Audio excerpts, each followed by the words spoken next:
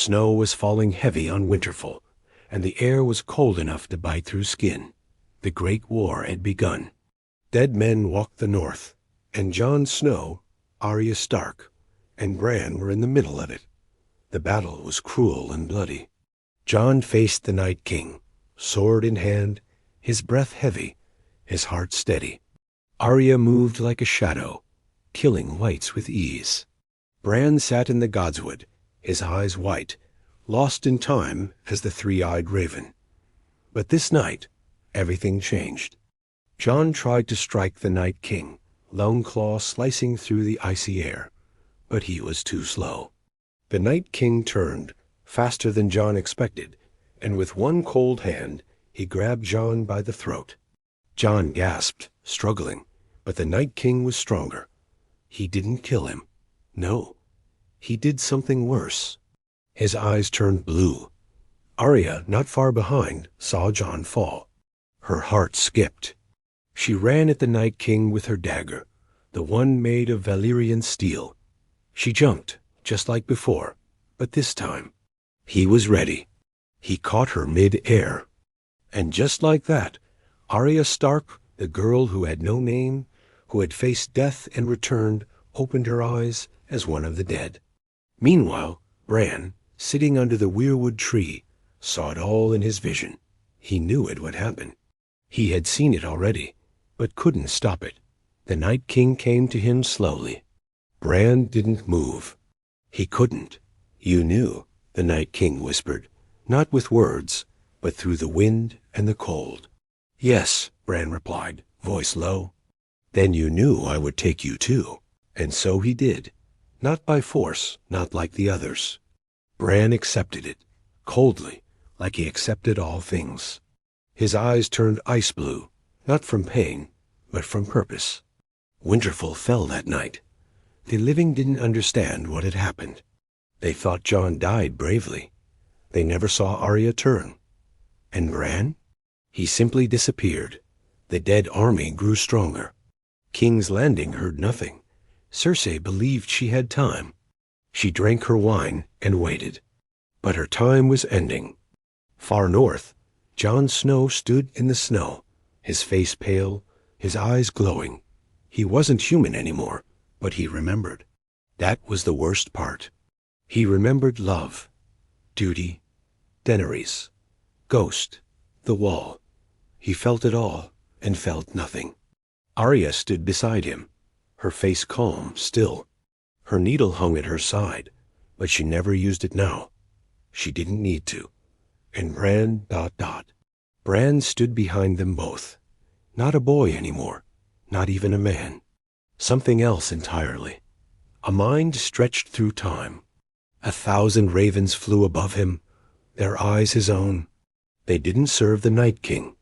They were the Night King now. He had passed something on to them. A power, a curse. He had shared his cold heart before he was destroyed, because Daenerys did kill him in the end. But it didn't matter. His legacy lived on in the three. He turned. A new kind of death was coming, and it was smarter than the last one. Smarter, faster, and far more dangerous. King's Landing was loud, busy, and full of lies. The people drank, laughed, and cursed in the streets, unaware that the north had gone silent. No ravens came. No news arrived. Only rumors. Winterfell has fallen. But no one believed them. Not even Tyrion. Daenerys stood on the balcony of the Red Keep, looking north. Drogon circled above, restless. He felt something. She did too. A strange wind blew through the city. A chill in the air that didn't belong. Jon had not returned. Arya had not returned. And Bran, not a word. Tyrion walked in quietly, carrying a map in his hands. Still no messages. The north is ... quiet. Too quiet. They should have said word, Dany said, her voice distant. Jon promised. Promises mean nothing when the dead rise again. She looked at him sharply. You think he's... No, Tyrion cut in. I think if Jon Snow were dead, the world would feel it. This is something else. Far away, past the frozen rivers and broken forests, Jon Snow marched. But he didn't walk like a man anymore. He moved with grace, with purpose, silent, controlled. Behind him walked thousands of dead. But they were not like before. They moved in perfect lines, in perfect order. No screams, no wild rage, only silence. Arya led the shadows her army made of fast, silent killers, not clumsy wights. These were turned warriors, swift as ghosts, deadly as whispers. She trained them herself. Bran no longer walked. He flew in mines, in birds, in whispers through trees. He saw everything, every weakness, every fear, every hidden path. They had one purpose now: burn the old world. Not destroy it like the Night King. No, that was too simple. They wanted to remake it cold, perfect, ordered. Jon remembered love and betrayal. He remembered kneeling to Daenerys. He remembered dying for the Watch. He remembered always choosing duty over his heart.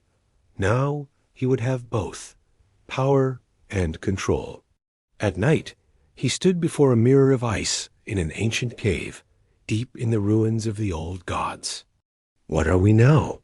Arya asked him, her voice calm, curious. Jon stared at his reflection. "We're what comes after death." Bran's voice echoed through the air. "We are the balance. Life was chaos. We bring peace by killing everyone?" Arya asked, her brow raised. "No," Jon said, "by making them understand. We don't kill them. We change them." Far south, Daenerys finally made her move. She flew Drogon to the edges of the north, past the wall. But what she saw shook her soul. Nothing. No wildlings. No watchmen. No snowstorms. Just silence and ice stretching forever. Then she saw him, Jon, standing alone on a hill, sword in hand. She landed softly, stepping off Drogon. Her heart raced. Her eyes searched his face. Jon ... He looked at her. The same face, the same man. But his eyes, blue. "I came for you," she whispered. "You're late," he replied coldly. Drogon roared behind her, sensing danger. But Jon raised a hand and Drogon stopped. Frozen. Not in fear. Not in ice. In confusion. Jon's presence shook him. "You're not him," she said, stepping back.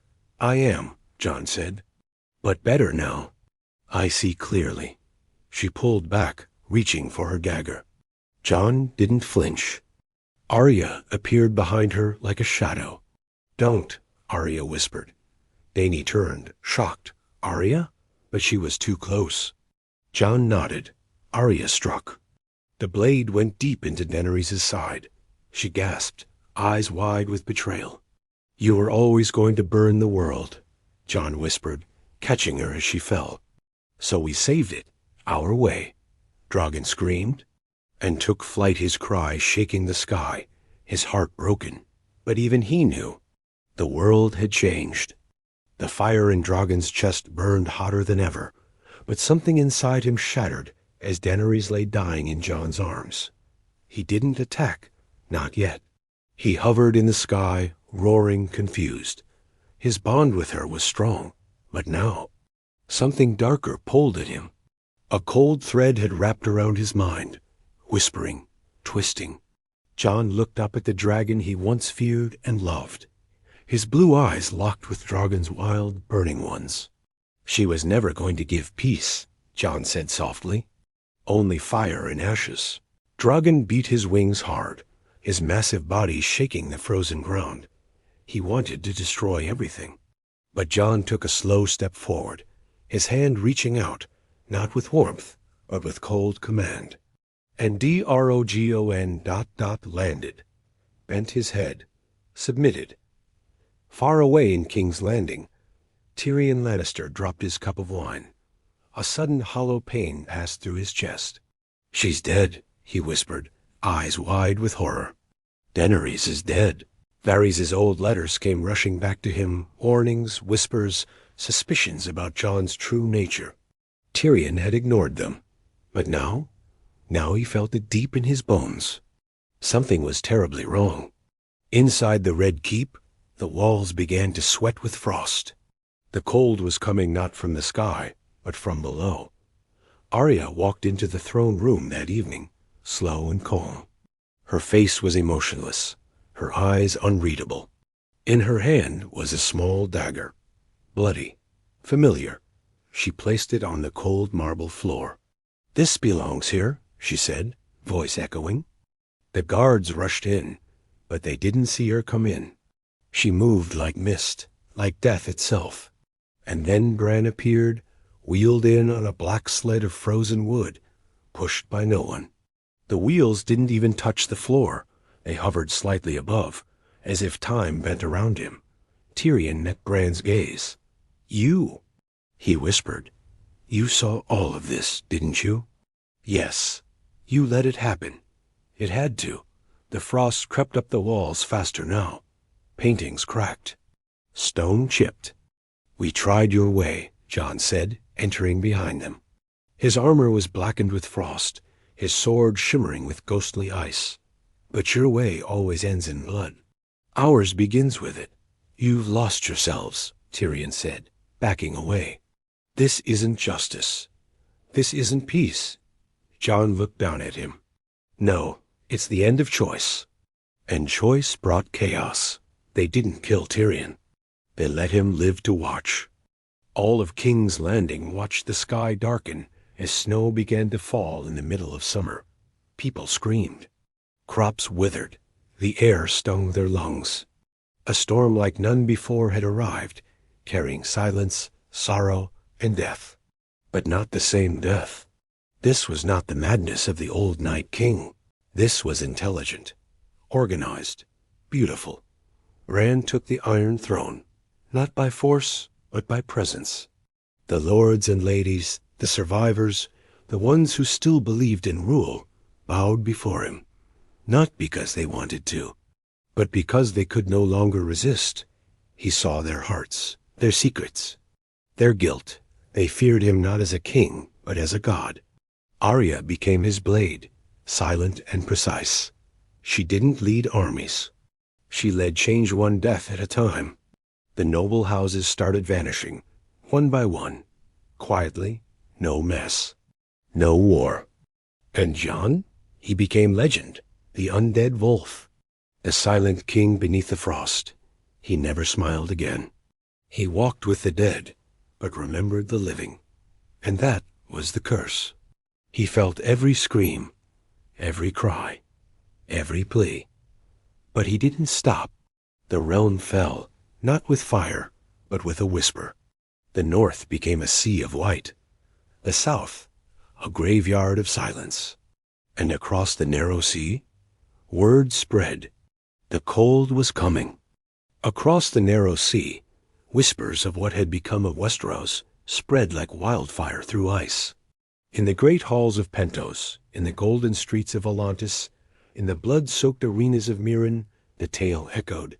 The Dragon Queen is dead. The dead now rule the Iron Throne. The Starks walk again, but not as men. The world didn't believe it at first. Ghost stories, they called them, but ships that sailed west never returned. Traders who tried to reach Westeros vanished. The waves grew colder, and strange winds blew from the west winds that froze sails mid-sea and silenced birds mid-flight. In Braavos, the leaders of the Iron Bank met in secret. If Westeros has truly fallen, our gold is gone with it. But gold meant nothing now. Back in Westeros, Bran no longer sat on the Iron Throne. He was the throne. No one saw him move anymore. His body sat still, forever unmoving beneath the weirwood roots that had grown through the Red Keep. His eyes stayed open, always watching, always knowing. He spoke through the trees now, through dreams, through the dead, and his reach was growing. Jon had gone north again, beyond the wall, but not to retreat. He was building. Not cities or castles. Something older, colder, something hidden beneath the snow and stone. No one knew what it was. but whispers spread from the few wildlings that remained. "He's waking something." Arya was already across the sea. She walked in shadows again, not as a faceless girl, but as a ghost wrapped in memory. The houses of Essos did not fear war. They feared her. Their kings died in their sleep. Their generals drowned in their own wine. A new name passed across tongues in every land, the Wolf of Death. She left no trail, no sound, no second chances. One night, in the great temple of Alolar in Volantis, a high priestess lit the fire to seek guidance from the Lord of Light. The flames roared high and turned blue. She screamed, and then she saw them, Bran, Jon, Arya, together, their faces calm, unblinking, and behind them, a shape darker than shadow, something bigger than any army, something that breathed ice but wasn't dead. The fire died. The priestess's heart stopped. She was the first flame to fall. Back in King's Landing, Tyrion wandered the cold halls of the castle like a ghost. No one listened to him anymore. The small council didn't exist. The lords had either bent the knee or vanished. The common people never spoke above a whisper. Even the children played in silence, their eyes glazed with a strange calm. He drank to forget, but even the wine had lost its taste. He stared out at the sea every night, wondering if anyone would come, if anyone out there still believed in hope. And one night he saw it. A single ship, lit with fire, pushing through the icy waters. A red sail, a golden sun. House Martell. Dorne hadn't fallen yet. They had stayed hidden, untouched in the mountains, building in silence, waiting. And now they were coming. Tyrion ran down to the docks, for the first time in months, feeling his heart beat fast. A figure stepped off the ship, dressed in crimson and gold, her eyes full of fury. "Elia Martell," Tyrion breathed. "You're real. We all are," she said, her voice sharp. "And we haven't bowed." He smiled weakly. "Then you're already dead." But Elia raised her chin. "Then let the dead see fire again." A spark had returned, but Winter was watching. And Winter never forgot. Elia Martell stood like a flame against the snow, her golden armor gleaming even in the pale, sunless light of King's Landing. The city was no longer alive. It was breathing, but not with life. The people moved slow, spoke less, looked past her, not at her. Their eyes were dull, drained. The very air was thin, as if Bran's roots had choked the wind itself. Tyrion limped beside her, boots crunching softly on frost-covered stone. "You're brave to come," he said. "Or foolish." Elia glanced sideways at him. "My family was burned alive by monsters who wore human skin. I'm not afraid of ghosts." He laughed bitterly. "You should be." Back in the red keep, the weirwood throne pulsed faintly, its roots stretching deep under the city like veins. Bran didn't move, but he felt everything. He felt Elia's heart, full of rage. He felt Tyrion's fear, buried under sarcasm. He felt something else to fire. Something coming. Far north, Jon stood beneath a mountain of ice. Around him, the dead knelt, not moaning wights, but silent soldiers, frozen priests, children of winter. They were building something ancient a heart, made of ice and ash. Jon stared at it, like a man remembering a dream he couldn't escape. Bran spoke to him, not with words, but through the wind. "She has arrived." Jon's face didn't change, but his grip on Longclaw tightened. "Do we kill her?" "No," Bran whispered. "We let her choose. Then we break her." Meanwhile, in the streets of the capital, Elia moved fast. She didn't come alone. From the shadows, warriors of Dorne slipped in, men and women trained in fire and silence. They carried dragon-glass blades and wildfire bombs. They had one goal: burn the root, destroy the source of Bran's power. The godswood tree had grown wild through the castle, its white branches twisting through stone and bone. At its center sat Bran, eyes open, mouth still, a crown of frost on his head. As Arya and her fighters reached the inner gates, Arya appeared, not from a door, not from shadow, from nothing. She was just there. Going somewhere? She asked, twirling her blade. The Dornish drew weapons. Arya smiled softly. Arya stepped forward, calm. You used to fight for the living. I still do, Arya said. They just don't know it. Arya struck first. Their blades clashed in a shower of sparks.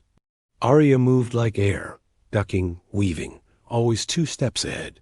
But Arya was trained differently, not with speed, but with fire. She used it like a whip, lighting her blade with wildfire oil. Arya stumbled back, singed, but not scared.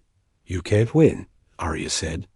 Then I'll make sure you lose, Arya growled. Elsewhere, Tyrion reached the crypts. The dead of Westeros lay there, Lannisters, Starks, Baratheons. He wasn't looking for ghosts. He was looking for the last dragon egg.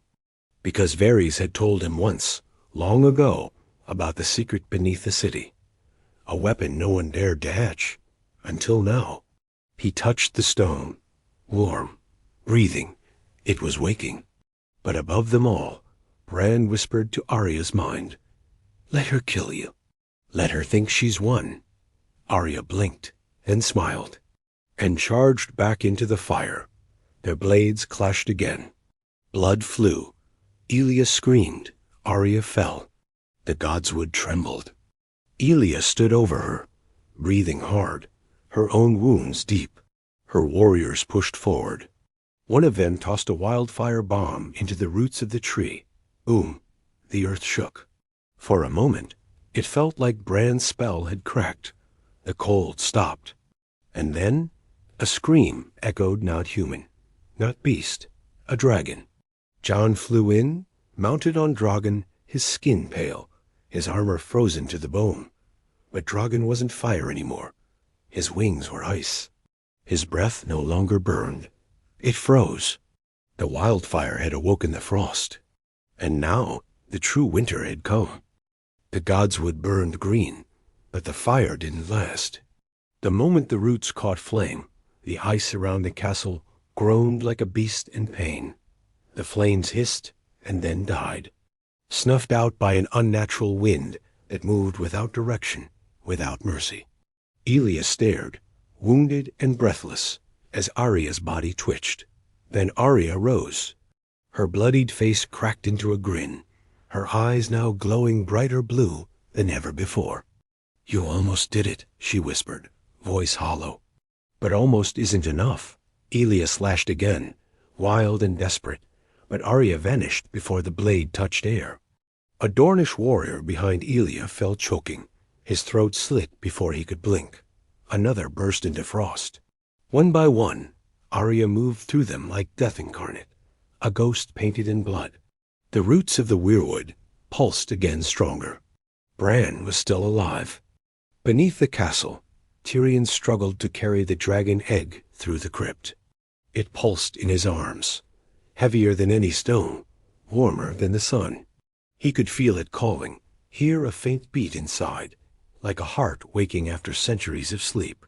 He stumbled, knees buckling. The egg rolled, cracked. A flash of golden light filled the dark, and a roar tore through the world. But it wasn't Drogon. This was something older. Not ice, not fire, both. The egg shattered fully, and from the smoke emerged a small dragon no larger than a horse, but glowing gold and silver, with scales that flickered between flame and frost. Its eyes locked with Tyrion's, and he realized this wasn't Daenerys' dragon. It wasn't any dragon known to man. It was balance. Above, Jon landed Drogon in the courtyard. The people of King's Landing gathered, hundreds of them, their faces pale, their breaths visible in the frozen air. They looked at him, not with fear anymore, but with worship. They knelt. Jon didn't smile. He dismounted and walked through them, silent. Every step he took froze the ground beneath. Children cried, but their mothers hushed them, bowing their heads. They thought he was saving them. They didn't understand? Behind him, Dragon let out a screech that froze fountains, cracked windows, and silenced birds mid-air. Bran spoke through the roots to Jon. "It's time." Jon nodded once. He walked into the Godswood, past the ashes of Elia's warriors, past Arya, who knelt in a pool of blood, humming to herself like a child remembering a lullaby. And there Bran sat, no longer a boy. His body had changed. His skin was bark. His eyes had no pupils. His hands no longer moved. He was the tree now. Jon kneeled before him. Bran's voice spoke not from his mouth, but from the cold in Jon's lungs. "Earn what's left of the old world. Then we begin again." Jon rose. And just as he turned, a sound like thunder cracked the sky. The new dragon had arrived. It broke through the red keep roof like a connoquing's wide body glowing. Ice melted under it. Snow turned to steam. Fire licked the air. It let out a sound that wasn't a roar, but a scream. The crowd scattered. Dragon turned his head and hissed, confused. The golden dragon flew straight into the Godswood, crashing through frost-covered branches, landing before Jon and Bran. Tyrion stumbled in behind it, clothes burned, eyes wide. Jon stepped forward, blade drawn. But the golden dragon didn't attack. It looked at Jon, then spoke not with words, but in Jon's mind. "You remember death, but you forgot life." Bran's branches cracked. The roots began to shiver. A new force had arrived. Not one to rule with fire, not one to conquer with ice, but one to end them both. And it had chosen Tyrion as its speaker.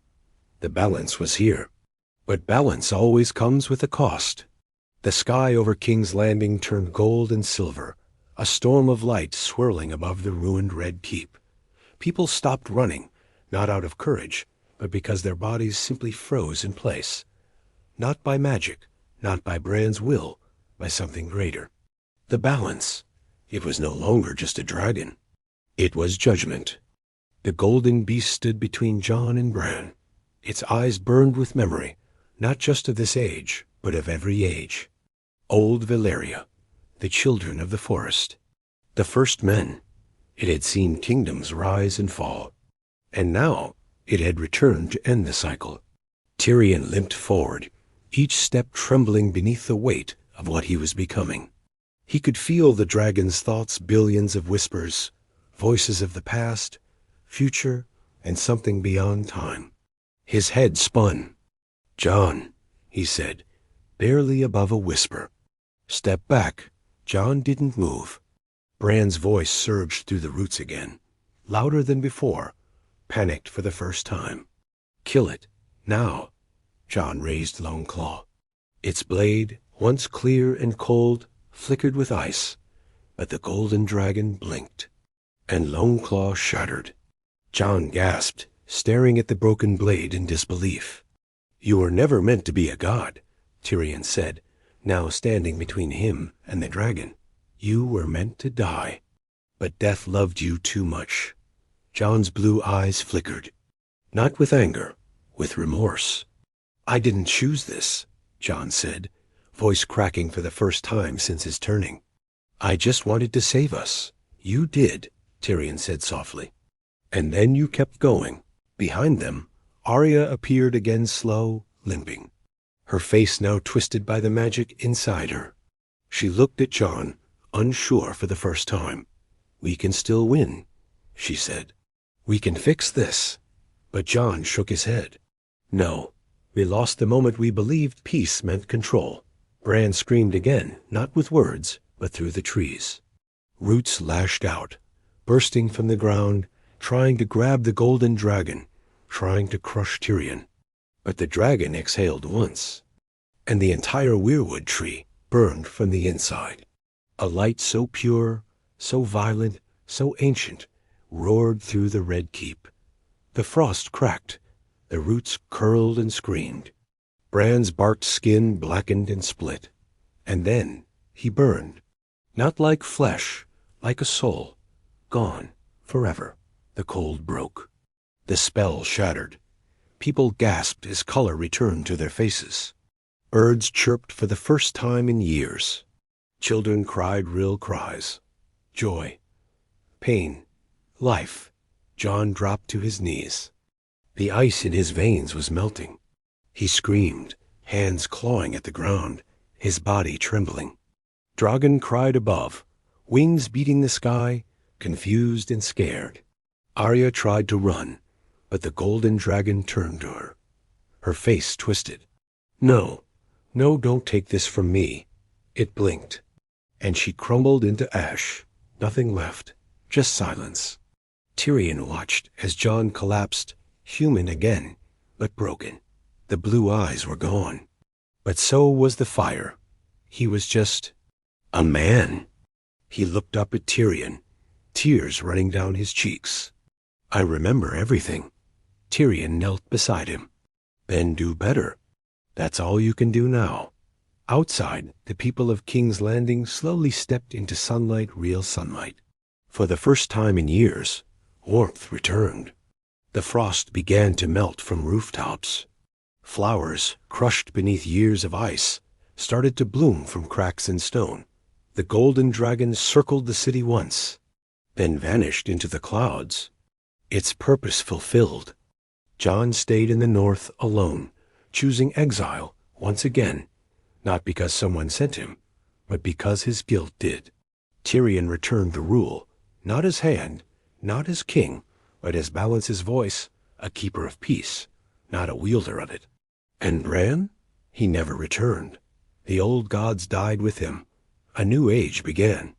One not of fire, not of ice, but something finally human.